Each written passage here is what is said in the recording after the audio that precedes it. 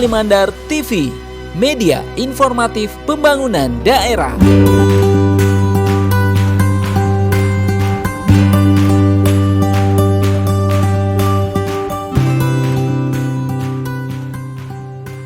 PJ Bupati Polman melanjutkan safari menyerahkan bantuan dana sebesar 40 juta rupiah pada hari Rabu 20 Maret 2024.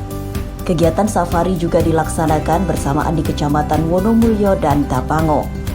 Dr. Anes Muhammad Ilham Borahima PJ Bupati Polman dalam safari memberikan sambutan yang berisi beberapa poin utama. Ia membahas terkait pesta demokrasi dan arahan memilih pemimpin selanjutnya Kabupaten Polewali Mandar.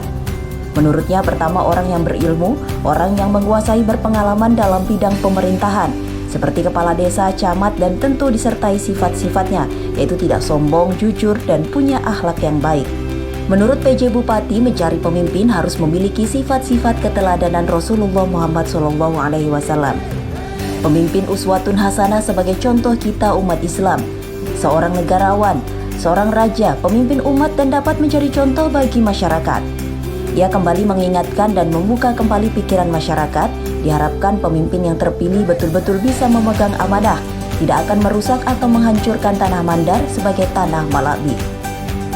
Dalam safari ini, PJ Bupati menyerahkan bantuan dana dan menjelaskan bahwa bantuan ini dirasa memang seharusnya diberikan untuk kebaikan bersama dan kenyamanan masyarakat muslim melaksanakan ibadah di masjid.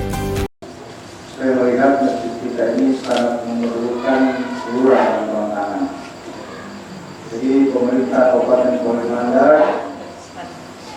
segera merespon ini sebagai bentuk perhatian dan sebagai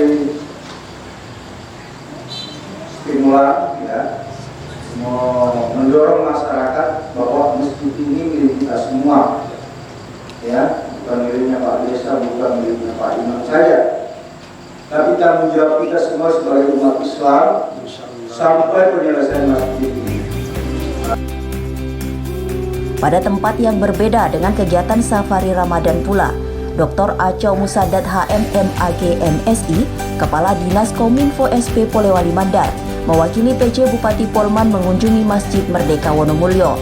Beliau menyampaikan permasalahan yang dihadapi khususnya di Kabupaten Polewali Mandar dan umumnya di Provinsi Sulawesi Barat terkait masalah stunting. Langkah-langkah yang dilakukan pertama pembinaan dan edukasi dari BKKBN kepada para remaja di jenjang SMA melalui PIK Remaja agar tidak melakukan pernikahan dini dan stunting. Kedua, persiapan pranikah yang bekerja sama dengan Kementerian Agama. Ketiga, edukasi kepada ibu hamil baik dari kesehatan maupun keagamaan. Dan tidak kalah pentingnya bagi anak-anak yang bersekolah, harus diingatkan kembali wajib sekolah 12 tahun. Hal ini merupakan salah satu usaha untuk mengatasi dan memutus mata rantai kemiskinan melalui pendidikan. Melalui 6 langkah tadi itulah yang perlu kita lakukan melalui himbauan pemerintah dan agama, bagaimana stunting, kemiskinan dan putus sekolah itu bisa kita putus mata rantainya dengan menjalankan 6 langkah.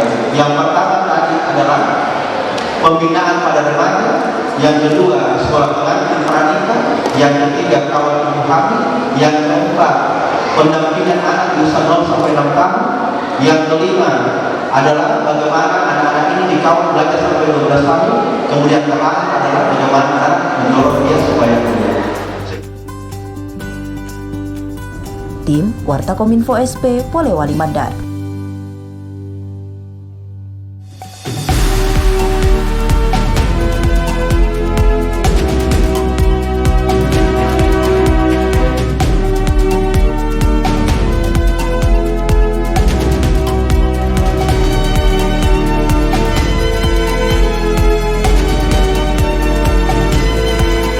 Polewali Mandar TV, media informatif pembangunan daerah.